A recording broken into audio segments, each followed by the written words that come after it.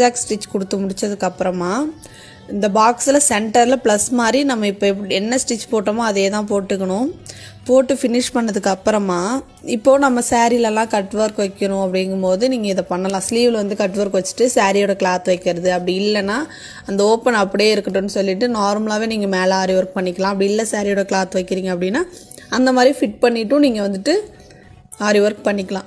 நெட்டை எப்படி அட்டாச் பண்ணுறது எல்லாமே நான் வந்துட்டு அடுத்தடுத்த வீடியோஸில் சொல்கிறேன். அதுக்கப்புறம் ஊதுபத்தி வந்துட்டு எடுத்துக்கோங்க. எடுத்துகிட்டு இந்த மாதிரி ஹோல் போட்டுக்கோங்க. அடியில் வந்துட்டு நீங்கள் கிளாத் வச்சுக்கோங்க. ஓகேவா? இது ஒரு சில கிளாத் வந்து அப்படியே பொசுங்கிக்கிட்டே போகும். நீங்கள் அந்த மாதிரி டைமில் அடியில் இருக்க கிளாத் வச்சு இப்படி தொடச்சிங்க அப்படின்னா அது ஸ்டாப் ஆகிரும். ஓகேவா?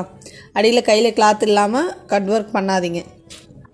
இதுமாதிரி கட் ஒர்க் முடிச்சதுக்கப்புறமா என்ன கிளாத் வைக்கணுமோ அதை வச்சுட்டு 4 சைடும் பின் குத்திக்கோங்க. இது மாதிரி நிறைய வீடியோஸ் உங்களுக்கு வேணும், என்ன வீடியோஸ் வேணும் அப்படின்றத கமெண்ட் பண்ணிட்டு போங்க. உங்களுக்கு